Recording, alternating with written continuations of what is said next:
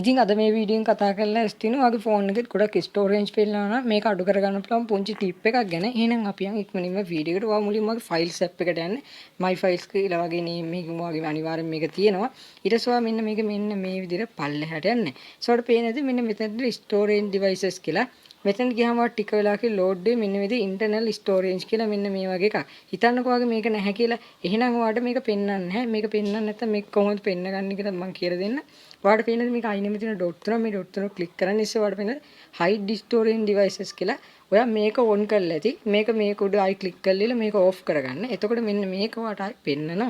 හරි දැන් මගේ ඔයාලට පේන internal storage කියලා තියෙනවා. මම මේකට මෙන්න මේ දෙන මේකේ තියෙන්නේ මෙන්න මේ කොට දැන් පේන files මේ තියෙන්නේ දැන් මෙන්න මෙතන ඔයා හොඳට බලන්න මම මේ ෆයිල් එක ඉතුරු කරගත්තා මේ my movies කියලා දිනවලට පේනවා මේ ඇප් එක මම ඩිලීට් කරලත් ගොඩක් කල් ඔයාලට පේන්නේ 2021 ජනවාරි 16 මෙන්න මේ විදිහට මේක ෆයිල් එකක් හැල්ලා තියෙනවා ඒ කියන්නේ කෑෂ් ෆයිල් එකක් වගේ ඉතින් ඔයාලට පුළුවන් මෙන්න මේකට මේ ප්‍රෙස් කරලා මේක මේ විදිහට ඩිලීට් කරලා දාන්න මේ විදිහට ඔයාලට වැඩක් නැති ෆයිල්ස් මේකෙන් ඩිලීට් කරන්න මේ පික්චර්ස් කියන ඒවා ඩිලීට් කරන්න මොකද ඔයාගේ ෆොටෝස් තියෙනවා නම් මේවා ඩිලීට් වෙනවා WhatsApp මෙන්න මේ වගේ WhatsApp කියලා ෆයිල් තියෙනවා නේ ඒවා ඩිලීට් කරන්න එපා මොකද WhatsApp එකේ තියෙන data delete වෙන එහෙම වුණොත් එහෙම ඒක නිසා ඔයාගේ වැඩක් නැති මෙන්න මෙතන name එකෙන් බලලා delete කරලා දාන්න මේ වැඩක් නැති ඒවා.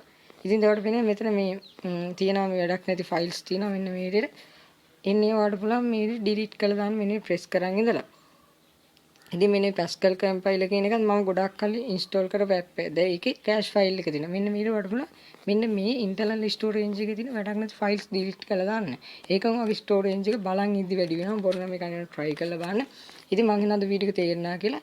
ඔයාලට ගැටලුවක් තියෙනවා නම් පැහැදිලි නැත්නම් තියෙනවා නම් ඔයාගේ අදහස් යෝජනා අනිවාර්යෙන් කමෙන්ට් කරන්න. එහෙනම් ඔයාලා හැමෝටම සුබ දවසක්. අපි තවත් අලුත් වීඩියෝ එකකින් හම්බෙමු. subscribe කරන්න.